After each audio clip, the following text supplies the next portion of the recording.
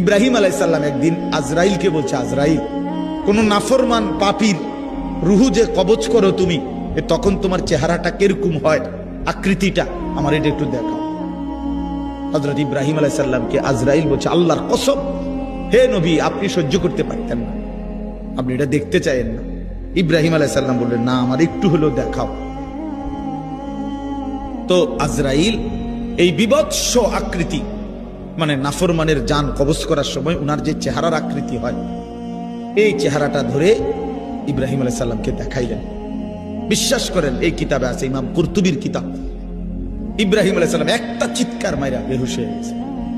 হুঁশ আসার পরে ইব্রাহিম আলাইহিস সালাম বললেন, আল্লাহর কসম, আয় আল্লাহ, মালিক আপনার কসম, কবরের আযাব, জাহান্নামের আযাব কোন নাফরমানের জন্য কিছুই লাগবে না, শুধু আজরাইলের এই ভয়ানক দৃশ্য জান কবজের সময় একবার দেখলেই তার সারা জিন্দেগীর নাফরমানির শাস্তির জন্য এটাই যথেষ্ট।